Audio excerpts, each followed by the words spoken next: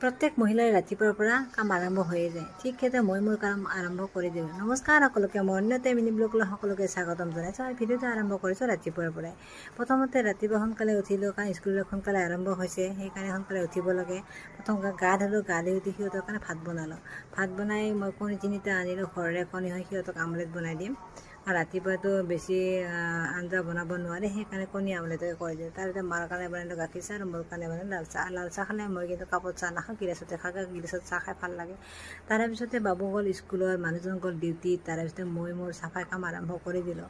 আৰু সিহঁতে যোৱাৰ পিছতে মোৰ যিবিলাক কাম কৰিব লগা আছে কৰোঁ, কাৰণ সিহঁতৰ স্কুলত যোৱাৰ সময়ত দিগদাৰ হয় কৰিবৰ কাৰণে। সেইকাৰণে যিখিনি কাম থাকে সেইখিনি কাম মই স্কুলত যোৱা হয়, সিহঁতে যোৱাৰ পিছতে মই কৰি দিওঁ।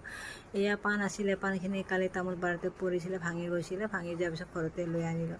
আৰু আচলতে মহিলাবিলাকৰ দায়িত্ব হয় নিজৰ ঘৰখন চাফ চিকুণ কৰি ৰখা। যিমানে চাফ চিকুণ কৰি ৰাখিব সিমানে ভাল লাগে। কাপোৰ আনিলোঁ ধুবৰ কাৰণে, খালত ইমানে কাপোৰ ওলাই যে ক'বই নালাগে আৰু, বা এক গামলা কাপোৰ ভৰ্তি হৈ যায়, কাৰণ 3জনে কাপোৰ হয় ওলাবই। তাৰপিছতে মই সকলোবিলাক কাম হোৱাৰ পিছত মই আজৰি হ'লোঁ। আজি ভিডিঅ'টো ইমান